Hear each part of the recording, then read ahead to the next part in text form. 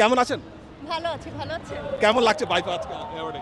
অনেক ভালো লাগছে, অনেকদিন পর আসলাম বাইফা। আপনি শাড়ি আপনি নিজে ডিজাইন করা? হ্যাঁ, নিজের ডিজাইন সবসময় নিজের ডিজাইন পরেন? আমি সবসময় নিজের ডিজাইনই পরি। সামনে দেখবো যে সব মিডিয়া আপনার কাছে আসছে অন্য সব সেলিব্রিটি বাদ দিয়ে, এটা কেমন এনজয় করেন? এটা ভালো লাগে। হ্যাঁ। দেখেন, শুধু যে আমি ভাইরাল হয়েছি তা না, অনেকেই হয়েছে, বাট নোটিশটা যে দিয়েছে সে কিন্তু এখানে কিন্তু আমার কোনো দোষ নেই, বা আমরা যারা ছিলাম সেখানে কারো দোষ নেই। এখন কিছু মোবাইল সাংবাদিকরা যদি ওখানে যে আমাদের পার্সোনাল ভিডিও করে, সেটা তো আর আমাদের কিছু করার নেই। যখন আমরা খেলার মাঠে খেলতে যাই তখন কিন্তু আমরা জার্সি পরে যাচ্ছি। টিএস স্পোর্টসে যে দেখিয়েছে টিভিতে, বললো যে টিভিতে দেখা যায় না, আমরা কিন্তু টিভি মানে যখন আমরা খেলতে গিয়েছিলাম তখন কিন্তু আমরা জার্সি পরেই গিয়েছিলাম।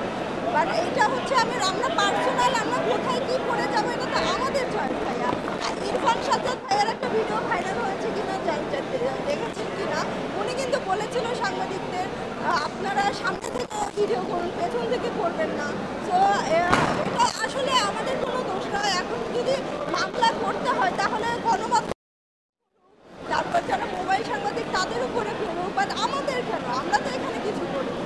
তো আমাকে যা কোয়েশ্চেন করা হয়েছে আমি তাই বলেছি, আমি তো বেশি কিছু বলি নাই। আমার যা মনে হচ্ছে বলতেছে মারিয়াম এইভাবে বিভিন্ন অঙ্গ দেখাচ্ছে বা এই সেই, তাই এটা তো আমার জন্য মানহানি।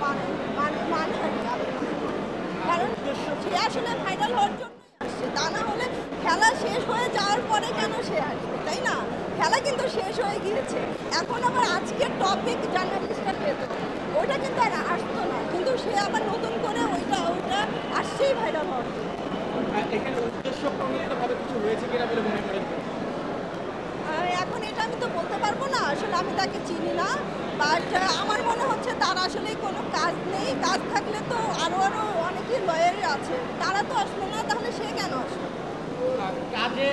কাজ নিয়ে যতটুকু আলোচনায়, তার থেকে খেলা নিয়ে আসলে একদম লাইমলাইটে বলবো যে মারিয়াম আসলে এই জায়গাটা কেমন উপভোগ করছে?